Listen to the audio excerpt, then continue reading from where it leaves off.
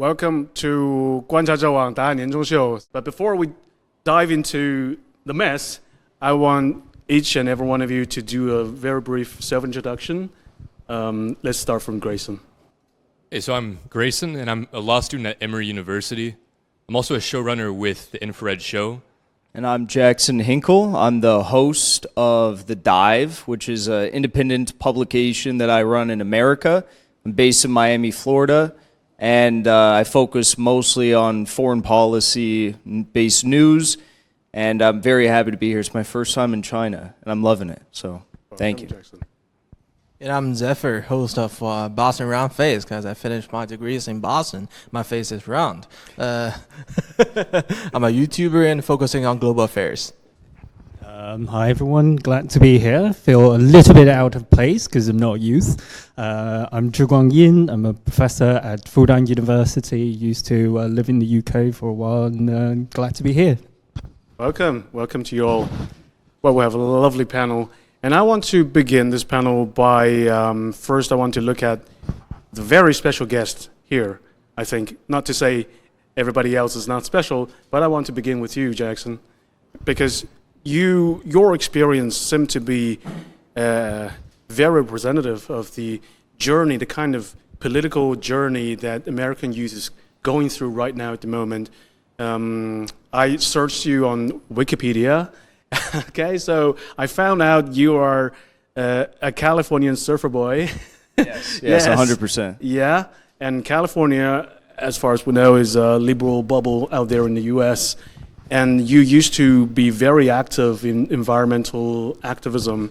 So, but when Chinese people, when we talk about green activism, we think of just stop oil, the kind of very radical thing. And I wonder, how come you changed? You grew from that very radical progressive youth into someone who sort of hopped on the MAGA train. Okay, you want to mobilize the American working class people who's categorized by the mainstream media to be on the far right. And then even more strange, you call yourself a MAGA communist. Yes. And communism is not even in the political spectrum in America. It's to the very extreme, more extreme than extreme right, left in America. So how is that possible? How could you jump so freely across the spectrum? I'll try to answer that as succinctly as possible. Growing up in California definitely is a liberal bubble, but for me, growing up as someone who was just an average, American kid, I loved to surf, I loved to play basketball. I lived in a beach town. I was concerned with, basically keeping my house in order, keeping the beach that I surfed at clean, those sorts of things. That's what I was concerned with. And from there, I started to get interested in, political ideology and national politics, and from there, foreign policy, because I realized how much influence America holds on the global stage. And when I started to get interested in it, it was during the time of the Bernie Sanders 2016 campaign. And Bernie Sanders, alongside with Donald Trump, were the only candidates who were really critical of NATO. They were critical of various foreign policy interventions in Iraq, Afghanistan, which were some of the biggest of the time, Syria as well, and Venezuela, what we were doing with sanctions there. And I realized that a lot of what I had been force-fed through my education as a young individual was all propaganda. It was all just, they sell us this lie that we're going and invading these countries for democracy because they're bad dudes, and that's what we have to do.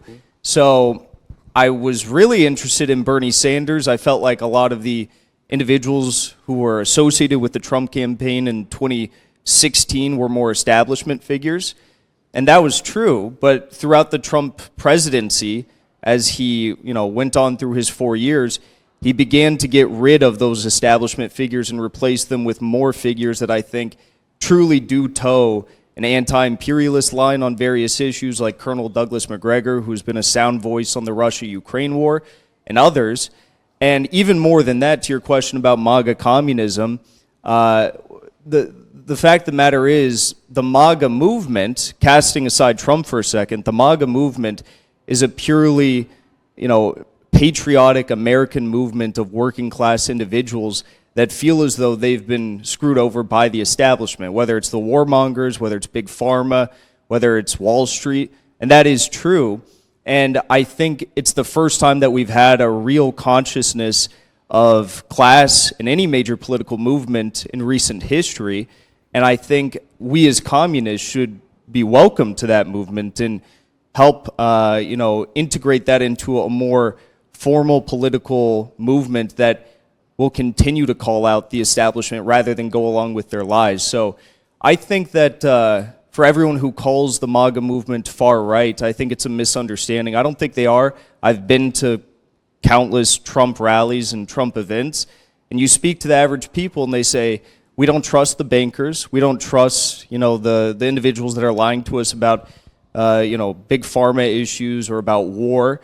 And all they want is a country that will focus on development, manufacturing, trade with the world's largest partners like Russia and like China, while also making an economy that prioritizes the working class. So I think that's what they want, and in essence, that is communism.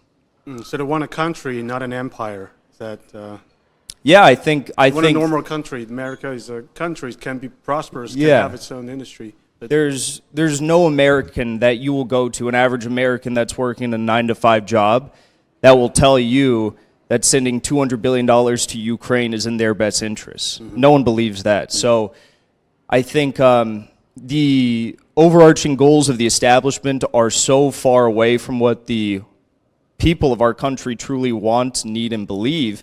And that's why you're seeing this outsider political movement have such dominance in the American political arena. Mm-hmm. Mm-hmm. And next I want to go to you, Roundface. I want to ask you, because you are an internet celebrity just like Jackson. Jackson has huge following on X. How many? 2.4 million. Million, wow, that's a very, very sizable number. What about you on Bilibili? Almost 4 million. Oh my God. Well, remember, China is 4 times the population. Okay.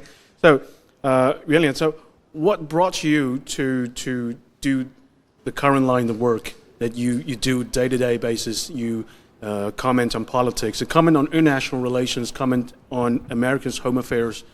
Why? What started you?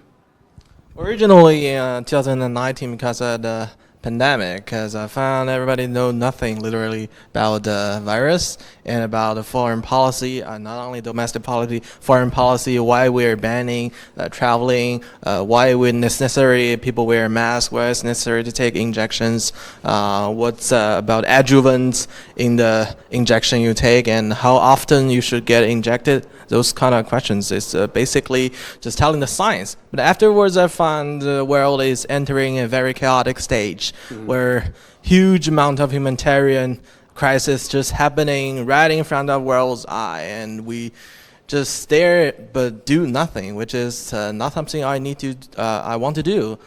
Take myself as an example. When I learned history in my primary school, my teacher was very sad to lecture us about the comfort woman. We suffered till today. We still have victims in China at the Imperial Japanese invasion during that time, and Japanese still deny these atrocities, just like what's happening now in a lot of places in the world. So at that time, I was like, so many people following me, it's my obligation to spread the world to the public, not only in China but also the world, to tell the truth and let other people know these things happen, and necessarily they need to know this information. Tell the truth about the pandemic, tell the truth about the Japanese invasion. And to tell the truth about the current actual global rule that is running the world.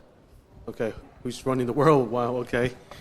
And then I want to go to Grayson, because I think Jackson mentioned in one of his interviews that one of his biggest influences he had was from your media outfit called Infrared, right? And you run that Infrared. You're one of the runners. Yeah, so some background on Infrared. We're a media collective. Mm-hmm. So the most prominent member is Haas, who does live streaming. But we actually began around 2016, probably around the Trump election, as just this very informal study group. And maybe a few years ago, we decided to go public. We would start experimenting with live streaming, with publications of certain types on blogs.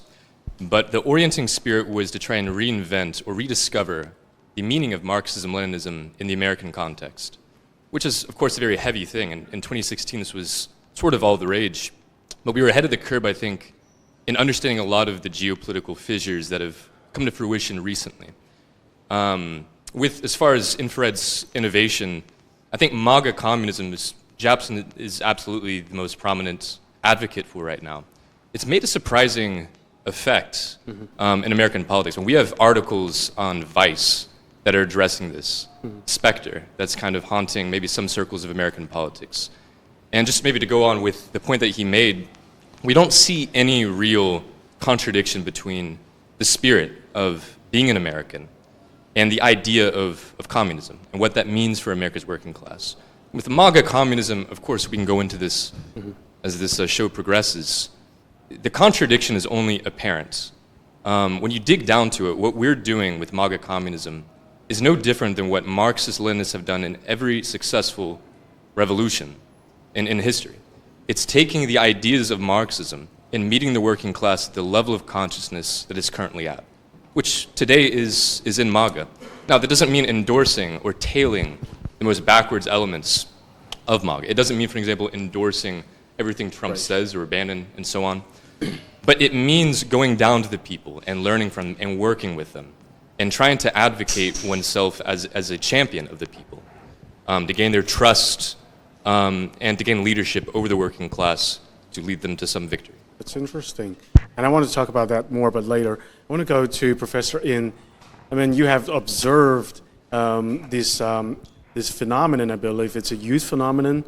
It's an online phenomenon that people in the Western, in America's context, the young people are reinvigorating their interest in communism, in Marxism.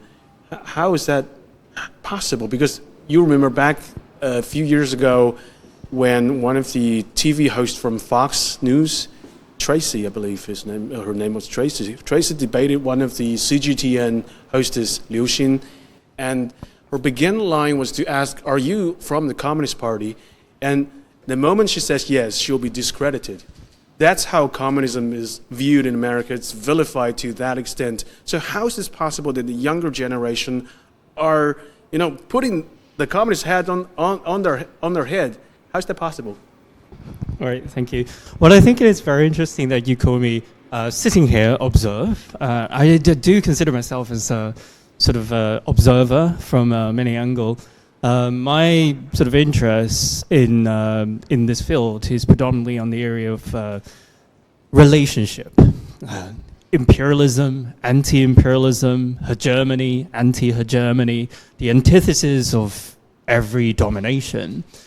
And I think we could sort of consider the coming back of communism in not only just the States, but as we could see, pretty much all across the world.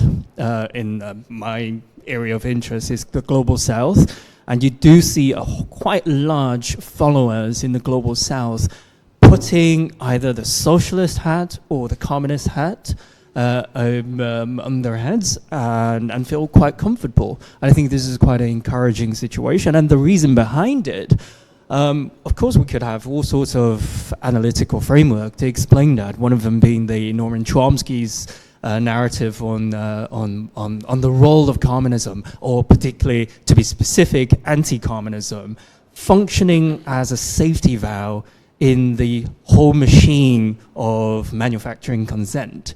So if everything, he envisioned a sort of a SIF, like a reversed paradigm. He envisioned that the first layer of that program was the newspaper controlled by big medias and then advertisement and editorial pieces that controls people's thought. And finally, when everything fails, there are two things that could safeguard the American people to follow at least some sort of line. One is the fear of communism, the red fear, the Manchurian candidate kind of a fear that is hard-wired into people's brain through popular media. But another thing is xenophobic feelings, like the fear towards the outsider. That might be true to understand the States, but it can't really explain why everywhere else the coming back of communism is a big phenomenon. One thing that we could probably argue is that communism is all about the people, as you correctly pointed out. I feel very touched that the MAGA is not, initially it came with a sort of suspicious, like MAGA, Make America Great Again, the right wing.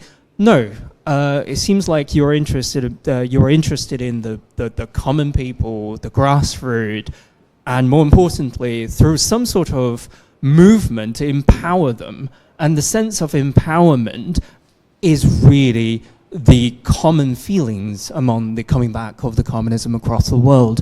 And the reason behind that is I think is largely due to the sense of powerless all across the world.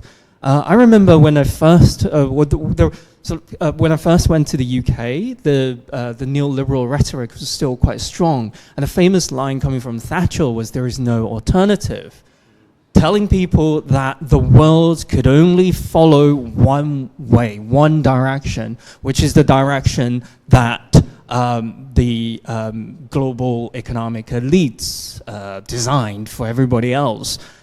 And that has been quite a failure. And the emergence of the global south, of the communist passion, I think, is precisely a people's voice against that hegemonic rhetoric. There is no alternative. And collectively, we do see people saying, no, there is alternative. And we are exploring that as we speak. Yeah, so Professor, you're looking at this from a perspective of power relations, right? So the dominance and the weak, the common people who are powerless. So I want to ask Jackson, because you tweet a lot, yeah, and you interact with people from all walks of life. I see you go on different shows. Sometimes you can change their views, sometimes you can't. And sometimes you go into the shows knowing that there's this very strong hostility against you. They will call you all sorts of bad things, Russian spy, to name a few, okay? So why do you want to still go there? You seem to have it's kind of a missionary conviction that you want to change them, make an effect? Well, I think it's twofold. The reason why I and everyone up here does the work we do is because point A is we see that there is a lot of injustice in this world. I don't mean like social justice. I mean like horrific wars or sanctions, these sorts of things, or even trade wars that can have really negative impacts on civilians in various countries that the West, and specifically the United States, should be working with. You know, we should have win-win cooperation, not a negative, hostile approach with nations like Russia and China, BRICS nations, for example. My dream would be for the United States to integrate with, BRICS and the Belt and Road Initiative. I know it's funny, but the Russians laugh too when I say that. But it is a dream. I think it'd be beautiful. And the other aspect of it is not just the injustice that other people are facing, but as an American who has lived in various parts of my country, seen a lot of my country, and myself who has lived at various economic strata throughout my life, I can see that the policies that Washington, D.C. has adopted and run with for the past several decades, since before I was born, are actually hurting the American people. I mean, whether it's our outsourcing of American jobs, whether it's the hyper-focus on Wall Street and financial capital, reigning above all else, reigning above manufacturing, like good jobs that our people need, whether it's the wars and the foreign policy. I mean, none of that helps actual Americans. And as an American patriot, my family came here on the Mayflower to America. They fought in the American Revolution. They fought in the Civil War. They fought in World War II.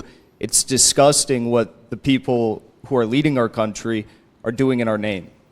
True American. It can't remind me that there's this inherent assumption that people are born unequal. So when there's this populist movement in America that's got MAGA, so there's of course there's uglier elements in it, the racial aspect of it, and there's also when you talk about when there are very negative things in the world happening, like war and certain atrocity, and America is telling its people sort of, it's okay, just look the other way, because those people, they do not have a democracy. There's, well, this implicit understanding is that they deserve that because they are inferior. And let's focus on different things like social justice. It's a different kind of thing that you don't have to worry about big politics. We'll give you a smaller set of politics. You can fight them on yourselves. And that's funny. And I think, Roundface, you cover that a lot, how this caught bread and circus in America.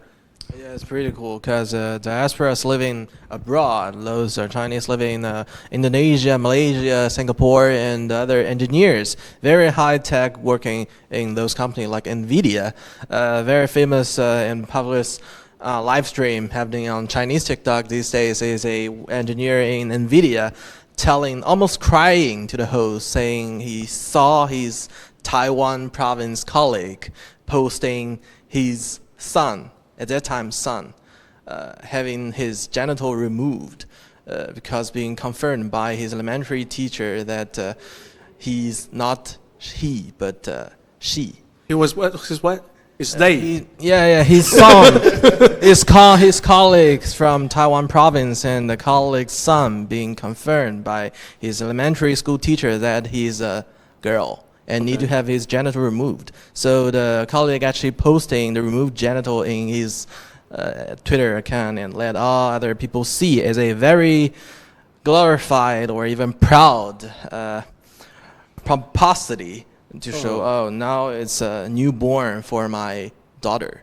Wow. So that frightened this engineer. He's earning a lot, like $1 million per year, and the next day he's owning his wife and son and daughter coming back to China.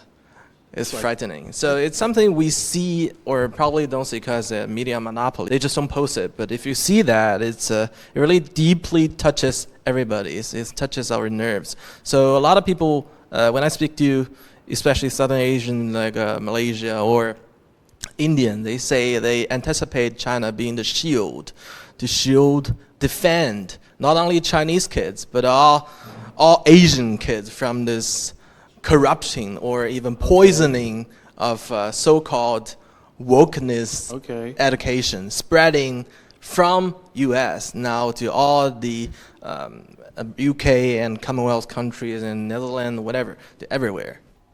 China is the ages of traditional value to guard against.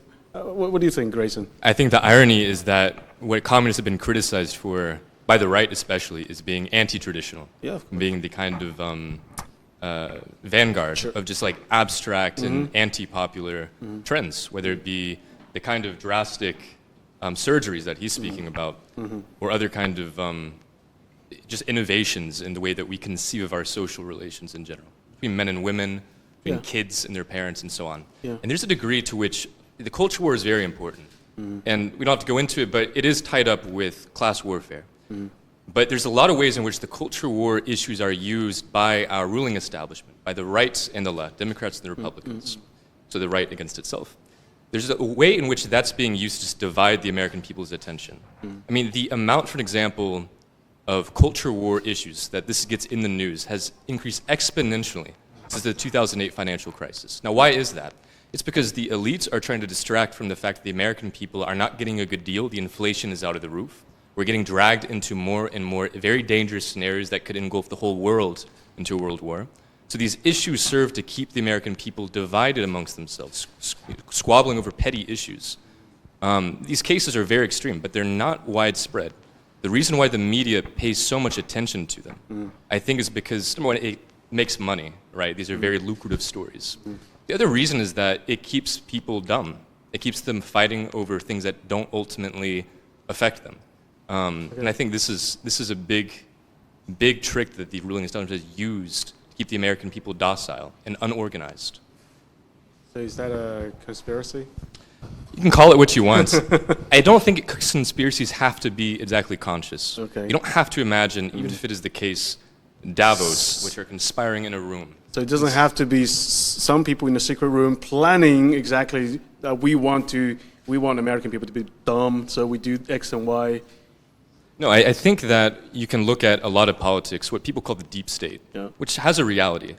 That doesn't necessarily mean some Illuminati room where people are conspiring. It just means a confluence of interests, which have the same class interests, ultimately, is what a Marxist would say. Yeah. And that this forms a network, which we can call a deep state, which is outside democratic accountability. It's the institutions of society, the bureaucracies, which are unelected, the various NGOs, which have a huge, huge sway in both American and in world opinion. And you were speaking about the spread of wokeness across the world. It's spread within the United States, too. I mean, this is something that is not necessarily widespread in America. It gets a lot of pushback. But it's the same billionaires, the same oligarchs, we can use this language, who are funding these very strange trends through their NGOs to keep the American people docile. But yeah. Docile. So you want to have a fighting spirit. We want a fighting spirit, Fight against. the establishment. Now, we think that that means giving the people an alternative, which they have lacked for decades. There was a strong American labor movement in the 1900s, but it failed. Yeah. Now, why did it fail? It failed for multiple reasons, but it primarily failed because the left was weak. The left ultimately was weak. It was beholden to the academy, to the institutions. And because of that, I think you have a lot of problems with the modern left being unable to fundamentally challenge the ruling elite. The ruling elite. And the media, established media, they often accuse you guys of throwing daggers at George Soros unfairly, and you attacked him. And I think it's from a left, sort of American leftist position to say that people on the right are spewing conspiracy to, tarnish the reputation of open society, of George Soros. What do you think? It's no more conspiracy. No more conspiracy. It's open secret. Yeah, it's open secret, but it's no more conspiracy to say that they are dividing up the American public on these issues. Or, in my case, when it came to the war in Ukraine, George Soros funded a bunch of media NGOs that got people banned for speaking out in a pro-Russian narrative.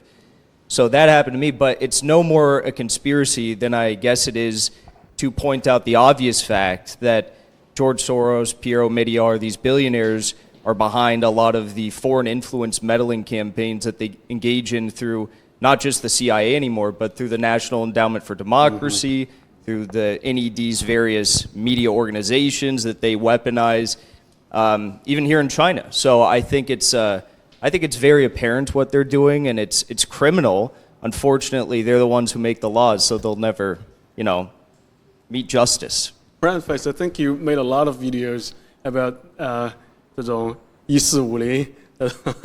I'm more like following the money, okay? No matter like political, those vague, NDA. very big, complex, abstract concepts. I just want to follow the money. Take the, what you said, the removal and the spread of wokeness, especially telling kids to trans their gender. The money, where the money goes, the big pharma, right? Once you accept that your gender is not your gender, the big point is you need to continuously changing your gender. If you're not changing, you're not taking drugs. Right? Once you accept your gender is not your gender, you need to change your gender. Then surgery comes. You need the inflammatory drugs. Right? You open new gate to rare, never heard names of. I can talk this all day, like tacrolimus, mycophenol, Movitol. There's all kinds of immunosuppressant, right? On average, The Guardian actually reported a transgender woman actually regret her decision in 7-year-old by her at that time his elementary school teacher, and right now she needs to take about 80 pounds per day immunosuppressant drug. What? 80 pounds per day? Yeah. Drugs? A lot by the influence. Oh, pounds, not that mass, right? But that's still a big money, considering like every single one being transferred, they literally being converted into living bonanza for this big pharma. So you need to take it every single day. There's no exceptions. And with your age growing, the testosterone and other hormones fluxing, you need to take more supplements, right? That's huge money.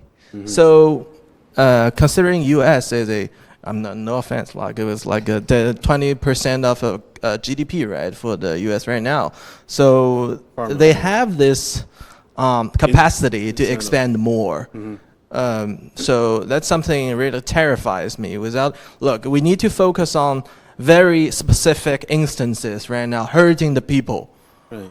Talking about complex, abstract concepts every day with those theoretics or politicians saying democracy, freedom, but having their kids telling them to cut genitals is evil. It's pure evil. So that's my point. Right. And Professor Ian, I think he has raised a very valid point because follow the money. And that's the original sin of capitalism, because everything is about exploiting profit. And when we look back at how the Dutch companies, when they go to the North Sea to fish, they depleted the fishery resources almost. And it's all about exploiting natural and, of course, human resources to the extent that dehumanizes people. Like what you have said, it's all about the big business making money, and they don't care about the well-being of the people. Do you think that's the accurate diagnosis of the current ailment in America? I don't think I have a diagnosis for anything. Again, I think there is an observation, and one thing that I think is quite curious for us to think about is the emergence of conspiracy. Not the conspiracy itself, but treat the emergence of conspiracy from the left to the right as a symptom. Of course, we should follow the money, but a further question we should probably ask is, what about the future? And by reviewing the sheer fact that the conspiracies start to emerge, it reflects that people are unhappy. There are general curiosities and concerns and uneasiness among the general public, not only just in the States, but across the world, to feel that they are not in control of the daily life that they are familiar with. And that could invite us to ask further questions, which is why there is a shared feeling across the world. And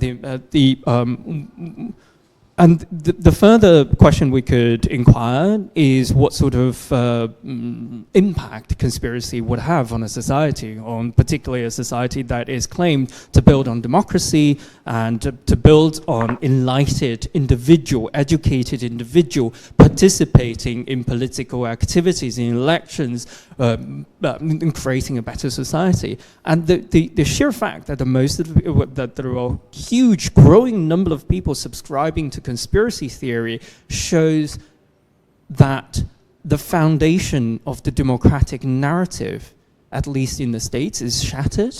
Because, I mean, when you call someone a conspiracy theorist, even though you're not necessarily a conspiracy theorist, but you're being called as conspiracy theorists, shows the fact that you are already considered as not enlightened, not educated, not a proper individual who should get involved in a democratic debate.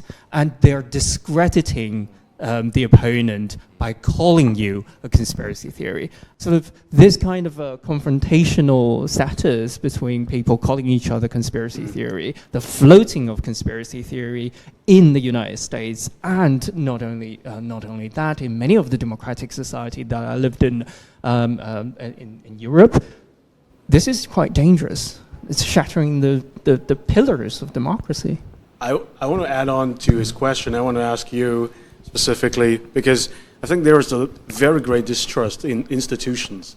When you talk about the emergence of conspiracy, is referring to those institutions like education institutions, the colleges, to teach you, to enlighten you, to tell you what is not a conspiracy, what is the real thing that's happening. And people don't believe in institutions. People think those colleges are teaching wokeness to our kids. So the colleges themselves are in the front line of a cultural war, and people, especially I think people on the right, the more conservative Americans, they have a very high level of distrust. So what's the future? It's hard to speculate about the future, Okay. except the fact that what's going on now Yeah. cannot subsist. It's Okay. going to come to an end, but how it comes to an end is an open question. Now, onto conspiracies. I think you hit the nail on the head. The fact that conspiracy theories of all types, some very schizophrenic, some more or less rational, it's evidence of the fact that people don't feel like the democratic institutions are reflecting them. They are sensing some kind of infernal forces which are somehow acting behind the scenes without democratic accountability. And they're struggling to pin down what that is. So they come up with all sorts of ways of explaining that. Some are totally whack job. You have a rise of anti-Semitism, for an example, in a very limited sense because of this. You have reactionary politics, which is a response to this. It's trying to explain what this conspiracy is. And what Marxism endeavors to do is to try and give a real explanation for this conspiracy. And to, in some sense, to have a people's conspiracy. Which may be something of a radical thing to say. But I like that. it's a people's conspiracy against the elite. When the Canadian truckers were going on strike, not that long ago, what was the American left's and the Canadian left's response? It was condemnation. It was, these are fascists. These are white supremacists. Now, why were they saying that? These are working class truckers. These are the bread and butter of the American and Canadian economy. Saying that because of their ideological stance, the fact that their consciousness is not at the level of socialist consciousness in their view. Their view, by the way, being a product of the universities, of the state. We still believe that there is a duty for the party to be rooted in the people, rooted in the masses. Just like Lenin believed. The party may be small, but it needs to reflect the will of the people.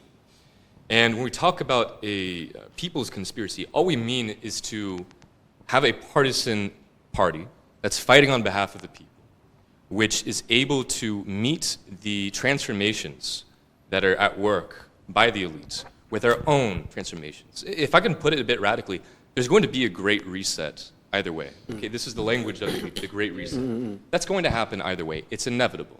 It's a part of historical materialism. This results from actually existing political economy today.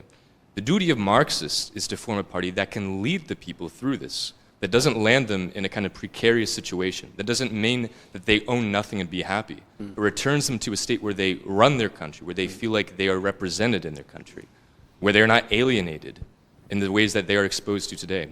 And I think this is a very important for Marxists in America to grasp, that there is an objective element, like you said, in scientific socialism. It's not simply imagining a utopia, a fiction, and imposing on the world. It's discovering what is real about socialism today and trying to reflect this in a politically conscious manner. Yeah, I think that's quite valuable, and probably what I'm going to say next is going to be treading on a very dangerous territory, because many of the languages that from the right or left on the conspiracy side seems to reflect some of the languages during the revolutionary time. For example, the Great Reset itself is fundamentally a class revolution, and the ideal of what you just said, the people's conspiracy, is what we described as people's consciousness or working class consciousness. The consciousness cannot just be bestowed upon you. Consciousness needs to grow from below, and the consciousness is also not only just an intellectual movement. It is a physical, it is a realistic, it is a life experience that you acquire this consciousness through struggle. The language of struggle again emerged, kind of corresponds to the conspiracy theories language. So to that aspect of, I have to confess that I come with a suspicion, but now I think what you just described, based on what you just described, the MAGA communism seems to have some sort of a common ground that we could discover. And the other thing is, like, the term conspiracy theorist in America has become such a muddied and funny term because, 5 years ago, if someone was called a conspiracy theorist in the press, it was, you're blackballed, you're not allowed on the news stations. If you're called a conspiracy theorist now, what that means is, in America, that you just got the news correct, maybe 2 months too early. If you said that Europe's economy was going to suffer by sanctioning Russia, you were called a conspiracy theorist. But now, average Americans, when they hear the term conspiracy theorist, just like how they hear the term misogynist or in some, not brash cases like racist even, it's just become such a muddy term that's overused by the liberal establishment that it's almost, conspiracy theorist specifically, is almost like an empowering term. Yeah, but we also have to acknowledge that the term conspiracy theory is a very overarching terminology, right? Within the conspiracy theory, there are extreme sort of very bonkers idea that COVID sort of you could inject some sort of weird stuff, chips inside your body to combat COVID or to get COVID, whatever, or be spread. I don't know. I saw it from one of the windows of my neighbor that posted the bees to spread COVID. I can't imagine. But on the other hand, exactly like what you said, helping Ukraine would backfire on the United States. That kind of, we could trace it back to the overarching hegemonic media control in the States, which is precisely capitalist function, one of the crucial mechanism in the capitalist machine, the controlled state, the controlled media, not by any sort of other organization, but by the capitalists. They're constantly feeding, and that sort of also has the element plays in a university. Elite education is also part of that mechanism, right? Yeah, 100%. When you say there's collusion, there's conspiracy involved in the Epstein case, people would call you a conspiracy theorist, and now it's been increasingly proven. Exactly, or like Russiagate, for example. If you said that there was no collusion between Trump and Russia, you were called a conspiracy theorist back then. The American public has faced so many of these like key litmus test issues that the media has condemned everyone for questioning over the past 5 years, that now it's, and sometimes, as you mentioned, it does get into shaky territories, but it causes people to literally question everything. Yeah, I can't imagine what it feels like. I mean, the kind of belief you have invested in a system that constantly tell lies to you, what it feels like, I can't imagine. I think this will be something you can speak to as well. But we think that the American empire is just synonymous with the unipolar order today. It's not simply that America is asserting its national will against other countries. It's almost as if we don't have a national will at all. It's instead faceless bureaucrats and bankers, many of whom have a face in the case of like Carl Schwab. These are just the faces of institutions at work, which are responsible for a lot of the disorder and disarray we see in the world, whether it be in the Donbass republics, which sparked, of course, this terrible war, or if it's the case between in the Middle East right now regarding Israel's war on Gaza, the genocide in Gaza. And I think that we talk about imperialism, it's not sustainable. And it's not really a question, again, if we go back to historical materialism, it's not a question of if, but when does this collapse? And what can be salvaged? And you mentioned before, can America simply be a normal country? And I think that's exactly what we're endeavoring to do, what MAGA seeks to do, in just a fundamental and intuitive sense. If you talk with regular guys, if you go out into like the boonies in the US and you talk to people at the bar, they're not interested in sending their friends and their sons and their daughters overseas to die in a pointless war that's not going to benefit them. They know about the horrors of George Bush's wars. They know about the horrors of these drone strikes and the fact that it wastes billions of dollars when their roads are broken, when their kids are addicted to drugs and pornography, and the government seems to do nothing about it. So anti-imperialism and MAGA, to us, fundamentally go hand in hand. The worry, of course, is that MAGA is not ideologically cohesive. There is no MAGA. There are many orientations to MAGA. And for an example, there's a Steve Bannon wing, which is institutional. It's part of the establishment, which wants to ally with Russia against China. Okay? So the danger in which we feel communists should be responsible for is to win over MAGA before MAGA disappears as a dissident sect, basically, in American politics. And to basically do exactly what George Washington said in his farewell address, which is to have no long-standing political entanglements, but just engage in trade in good faith relations with the rest of the world. How far have we been removed from this today? Yeah, yeah. And I sort of noticed that there's this disconnect between the political will of the state versus the kind of national will. What do people want?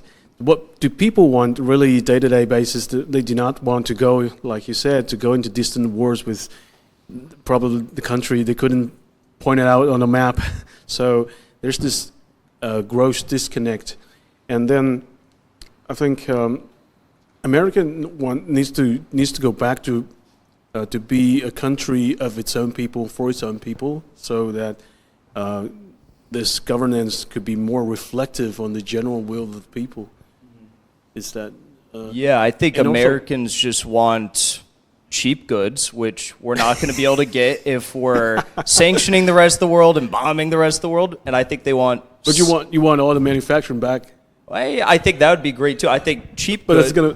Well, you gotta. But I'm saying if you think about this, if you have manufacturing back, but we're taking our own oil.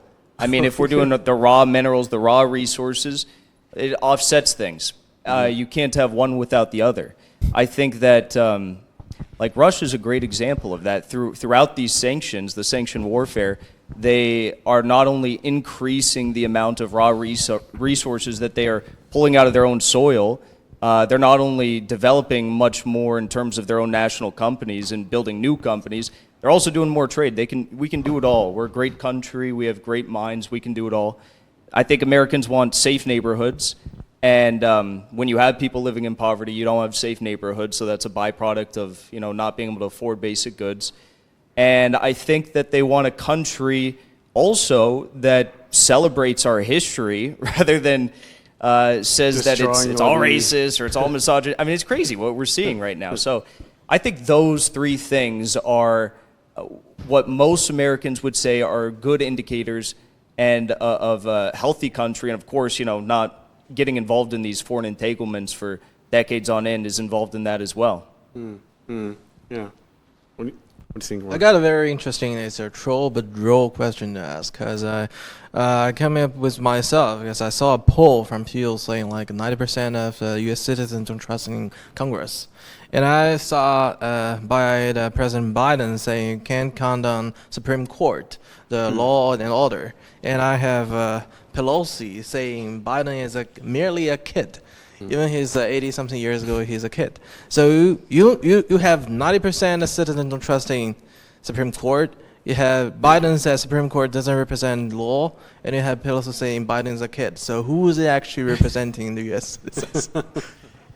Who's representing the U.S. people, or who's making the laws? That could be two questions for you. I guess who's representing the people is dissident voices that are somewhat heard in the press and more so heard on social media. I mean, if you're talking about our branches of government, like there's virtually nobody with the exception of a few lone Congress members who will sometimes say, hey, maybe we shouldn't go bomb those 7-year-old kids and wherever, it's like, that's the best we're going to get. We don't have anyone who's like truly fighting for an all-encompassing, make America great again, what I would label as that sort of a vision for the future, which is unfortunate because they all call themselves that still. As for who is actually running things, I mean, I think it's just big finance capital. I think it's multinational corporations. I don't think that's a shocking statement for me, but I think that's who it is. I think it's very valuable that you mentioned social platform and the medias are actually mitigating public attentions, but we three are all on social media, right?